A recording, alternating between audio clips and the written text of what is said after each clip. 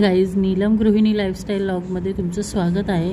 आज आपण रवा डोसा कशा पद्धतीने बनवायचा आहे झटपट तो बघणार आहोत। तर चला आता आपण स्टार्ट करूया कशा पद्धतीने बनवायचा आहे तो।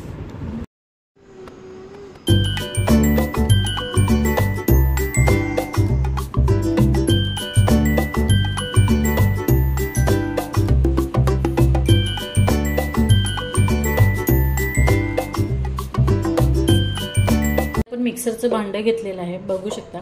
यामध्ये आपण 1 वाटी रवा टाकणार आहोत। बारीक रवा घेतलेला आहे, तो 1 वाटी टाकायचा आहे।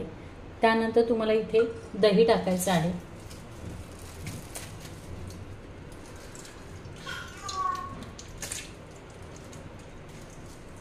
इथे तुम्हाला 1 वाटी दही सुद्धा टाकायचं आहे।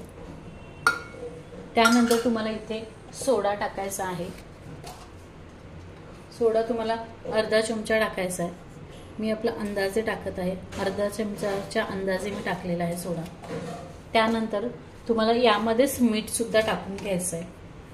मीठ तुम्हाला 1 ते अर्धा चमचा टाकायचं, तुम्ही तुमच्या अंदाजे टाकू शकता। तुम्हाला जर आवडलं तर नक्की तुम्ही मला कमेंट करून सांगा आणि बेल आयकॉनवर प्रेस करायला विसरू नका। तर चला आता आपण हे मिक्सरला छानपैकी बारीक करून घेणार आहोत।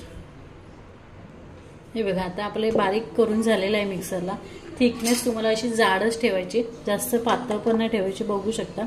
तर अशा प्रकारे तुम्हाला करून घ्यायचं आहे। तर चला आता कशा प्रकारे आपण डोसे बनवणार आहोत ते बघून घेणार आहोत।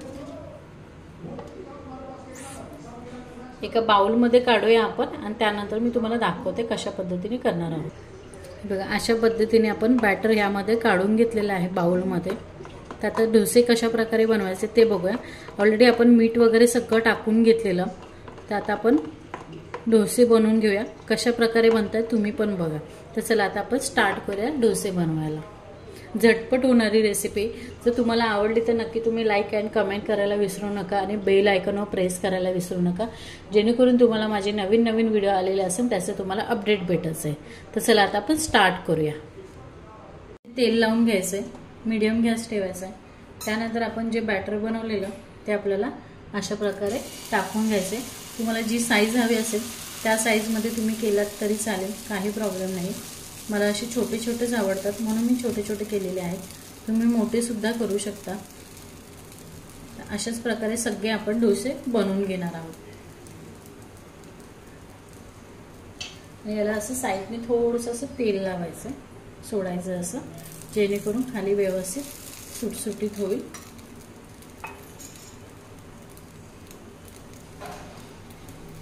झटपट होणारे तुम्ही बघा, तुम्हालाही आवडेल।